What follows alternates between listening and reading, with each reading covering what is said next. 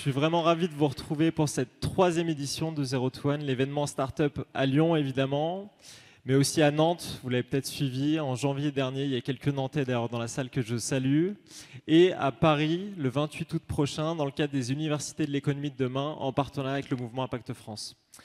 C'est une édition assez exceptionnelle que vous apprêtez à vivre. 3 scènes, évidemment, plus de 30 conférences, plus de 40 intervenants et plus de 1000 participants. Et pour ça, je pense que vous pouvez vous applaudir. Ces intervenants, on leur a demandé de vous raconter leur plus beau passage de 0 à 1 sur des thématiques qui nous tiennent à cœur et qui sont assez essentielles, et je dirais d'autant plus depuis les dernières annonces de dimanche. C'est des thématiques sur l'inclusion numérique, sur l'inclusion handicap, sur l'éducation évidemment, sur la décarbonation, sur l'intelligence artificielle. Bref, ils vont vous permettre de partager leur quotidien, leurs outils, leurs méthodes et leur façon aussi de penser. Et pour ça, on a hâte de les faire témoigner. Finalement, le plus dur pour vous, ça va être de choisir entre toutes ces conférences qui sont toutes enregistrées et seront disponibles aussi sur les réseaux sociaux. Pour ça, vous avez une web application qui est disponible au dos de votre badge. Je vous invite à flasher le QR code pour vous inscrire. Ça permet aussi de rencontrer un certain nombre de personnes et de rencontrer notamment nos partenaires que je remercie chaleureusement pour leur soutien. Et enfin, j'aurai un mot et une pensée particulière pour mon équipe qui a travaillé extrêmement dur depuis quelques semaines pour rendre cet événement possible.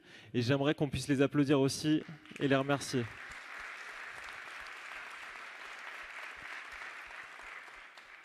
Un petit mot aussi pour Kelly, qui est Startup Manager dans l'équipe de H7, pour qui c'est le dernier jour et qui nous a bien aidés. Kelly, merci encore pour tout ton travail et ton soutien. Et la question que je me suis posée aussi, c'est quel est le passage de 0 à 1, le prochain passage de 0 à 1 pour H7. Pour nous, c'est 4000 m² d'espace supplémentaire, ici sur le territoire, grâce à la confiance de la métropole de Lyon et grâce au travail aussi de notre président Cédric Denoël. Merci Cédric. Et ces 4000 m² nous permettront d'accueillir des entreprises qui œuvrent finalement pour le bien commun, que ce soit de l'impact environnemental et de l'impact social, et que ces entreprises restent sur le territoire. Et pour vous en parler, j'ai le plaisir d'accueillir sur scène aussi la première vice-présidente de la métropole de Lyon, Emeline Baume, sous vos applaudissements. Merci beaucoup, très bonne journée.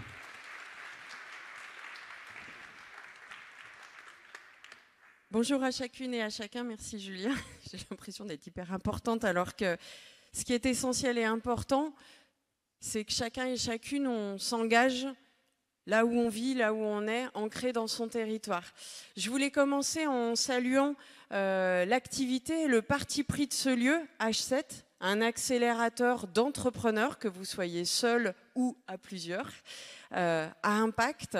Redire qu'ici, vous avez eu et vous avez l'opportunité de suivre des programmes d'accompagnement assez particuliers. Je pense à un qui est soutenu par la Banque des Territoires et dont on souhaite le déploiement à l'échelle nationale autour des sujets d'inclusion numérique. C'est important que vous l'ayez en tête parce que ce qui est essentiel aussi, c'est de pouvoir accompagner vos envies d'agir et que les financeurs, que ce soit la Banque des Territoires ou les collectivités, on puisse s'organiser pour essaimer ce qui fait sens, ce qui impacte, ce qui fonctionne. Vous êtes sur un territoire où il y a plusieurs lieux dédiés à la diversité des modes d'entrepreneuriat. Donc je pense en particulier au pôle LIV, il y en a 3 sur le territoire, il y en a un 4e qui arrive. Vous êtes sur un territoire où on a créé d'autres modèles d'accompagnement à la diversité de l'entrepreneuriat, je pense aux boucles par exemple pour l'économie circulaire, et vous êtes sur un territoire où on porte une vraie stratégie de numérique responsable et on se l'applique à nous-mêmes, au sens où, petite éducation à la citoyenneté, la métropole de Lyon, c'est un département, donc on accompagne aussi celles et ceux qui sont en parcours d'insertion par l'activité économique, celles et ceux qui sont en situation de handicap, celles et ceux qui vieillissent, mais aussi celles et ceux qui rencontrent des difficultés dans leur enfance et dans leur adolescence, on appelle ça l'aide sociale à l'enfance, et il se trouve que tous ces jeunes, ces hommes et ces femmes-là peuvent éventuellement rencontrer des difficultés dans leurs usages du numérique. C'est pour ça qu'on structure une filière de réemploi reconditionnement portée par des acteurs de l'économie sociale et solidaire pour que tout le monde ait accès à du matériel. Mais j'avais plutôt envie d'attirer, parce que c'est un peu aussi le cœur de métier de H7, d'attirer l'attention sur les usages et les mésusages, les usages efficaces de lien social, mais aussi d'accès à la formation et à l'emploi, et les mésusages liés aux fake news, à la diversité des harcèlements, etc. On entretient du coup toute une communauté, un écosystème en fonction de là où se situent les gens, y compris pour accompagner la transformation digitale de la diversité des entreprises avec un autre acteur qui s'appelle l'ENE. Mais je voulais vraiment insister sur cet aspect-là, sur le fait d'utiliser au mieux cet outil numérique et la gestion des données territoriales et personnelles pour être efficace socialement et environnementalement.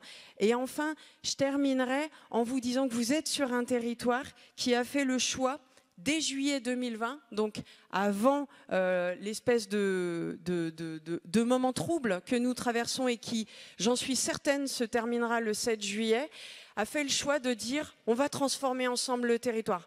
On va le transformer avec les entreprises, avec les entrepreneurs, avec celles et ceux qui sont engagés, là où ils sont, au moment où ils sont, qu'ils soient parents, jeunes, étudiants, en reconversion professionnelle, sans domicile fixe, en situation de migration, parce que c'est ensemble qu'on fait face aux enjeux liés au vivant, au carbone. Oui, nous ne sommes que la France, et oui, ce sont essentiellement les États-Unis et la Chine qui produisent le plus de gaz à effet de serre. Oui, mais on a une vraie capacité à montrer notre capacité à pivoter en Europe et en France.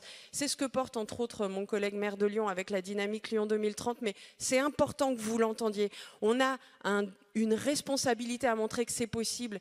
Et sur la question de la cohésion sociale, de l'impact social, de l'accompagnement de toutes et tous à être bien là où ils sont, dans le moment qu'ils vivent, on a cette capacité humaniste à faire. On sait le faire ici à Lyon, on sait le faire ailleurs en France. Donc je vous remercie de ce que vous apportez individuellement, je vous remercie de ce que vous faites et de ce que vous ferez collectivement. Nourrissez-vous aujourd'hui, partagez, échangez, j'ai envie de dire c'est encore plus le moment maintenant.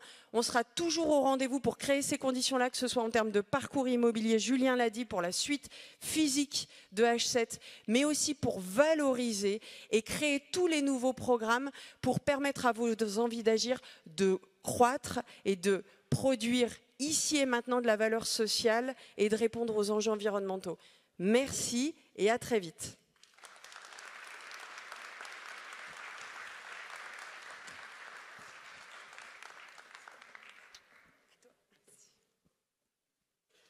Merci beaucoup, Emeline. On souhaitait, pour finir ce temps d'introduction, faire témoigner une entrepreneure de la communauté de H7. J'ai le plaisir d'accueillir Fatma Chouayeb, qui est cofondatrice et CEO de Hello Charlie.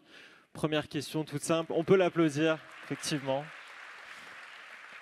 Première question toute simple. Fatma, tu as rejoint la communauté de H7 en avril 2019. Pour l'anecdote, d'ailleurs, tu es une des premières personnes que j'ai rencontrées il y a maintenant 5 ans.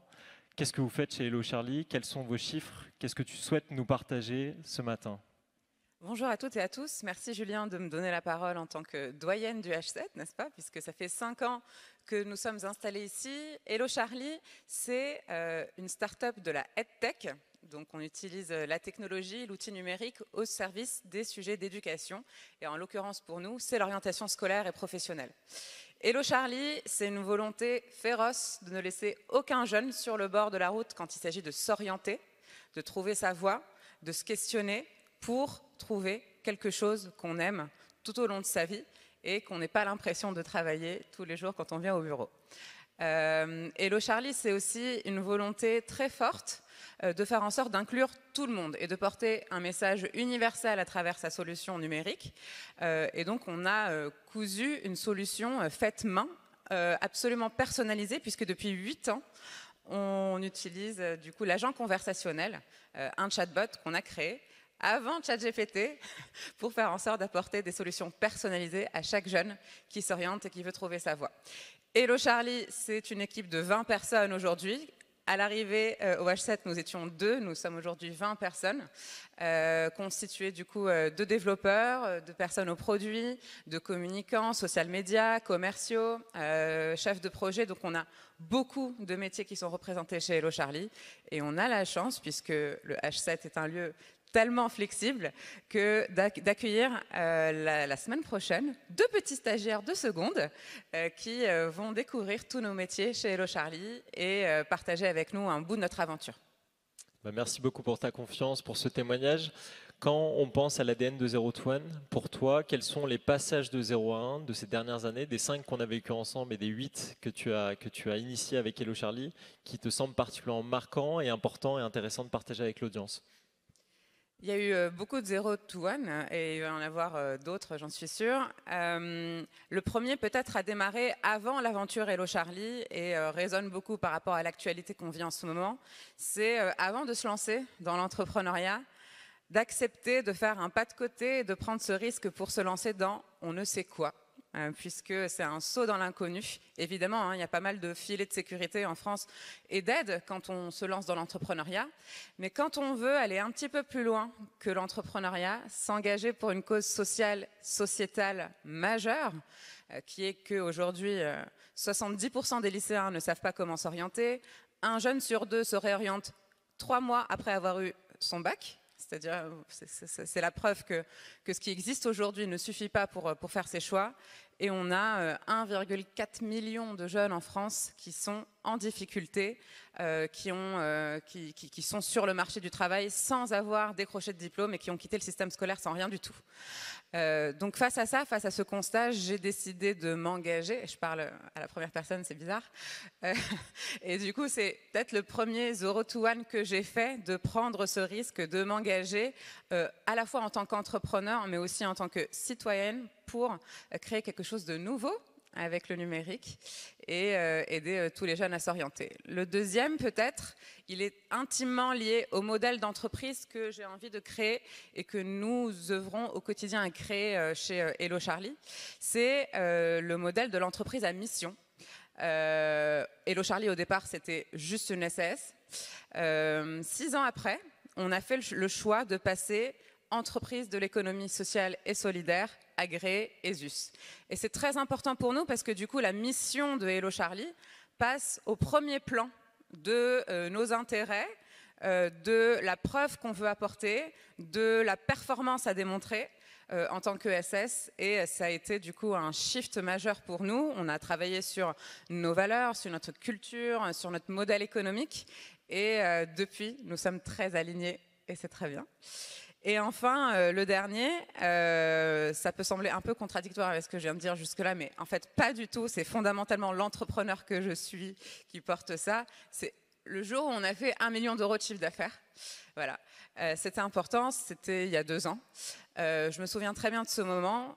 Ça a été un moment de célébration intense. Pourquoi? Parce que c'était la preuve que ce dans quoi nous nous sommes engagés, de créer une entreprise différente qui est aussi performante socialement qu'économiquement, porter ce modèle nouveau, il a fait ses preuves et dans ces 1 million d'euros, 90% étaient du répétable et du récurrent. Et donc ça a été une énorme fierté pour nous tous.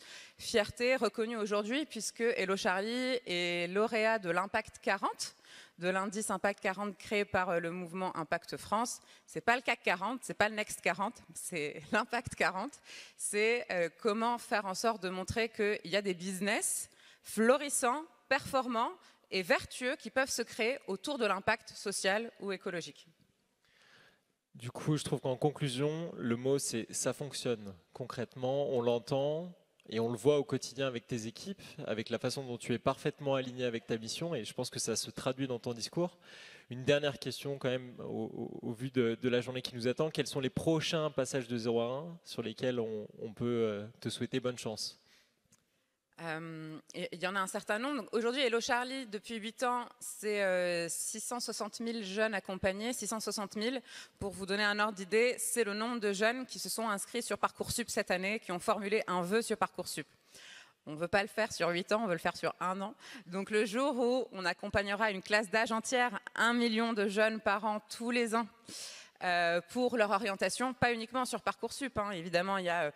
L'orientation, ça commence dès la 5e, 4e, 3e pour certains, avec le passage au bac professionnel, CFA, etc. Et ensuite, tout au long de la vie, jusqu'à 29 ans. on considère qu'on est jeune jusqu'à 29 ans, en tout cas chez Hello Charlie. Et donc 1 million de jeunes accompagnés tous les ans, c'est une belle cible pour nous, puisqu'on vise un impact massif grâce au digital. Peut-être le prochain Zero to One aussi, c'est la rentabilité. On n'est pas très loin, c'est pour 2024, c'est dans quelques semaines qu'on y sera. C'est très important, pourquoi? Je pense que 2023 a été une année particulièrement perturbée pour tous les business SaaS. Il y a eu pas mal de dépôts de bilan, pas mal d'entreprises qui ont dû faire de grands plans de licenciement, 40% des effectifs qui partent, etc. Donc ça a été une année difficile pour les startups, pour nous aussi. On a réussi, avec beaucoup de travail et un peu de chance, à faire un pivot qui aujourd'hui donne ses fruits, et c'est pas facile un pivot. Et donc c'est très important d'avoir les moyens, tous les moyens entre ses mains pour pouvoir se développer. Et donc la rentabilité devient un enjeu fondamental, majeur. Et donc on y est dans quelques semaines chez Hello Charlie.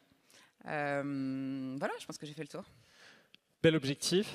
Ça fait du bien aussi d'entendre parler de rentabilité, d'entendre parler d'alignement entre évidemment la mission économique et la mission sociale. Bravo pour ce témoignage, je pense qu'on peut l'applaudir. Je vous souhaite une très bonne journée et rendez-vous dans 5 minutes pour la prochaine conférence. Merci beaucoup. Merci Fatma.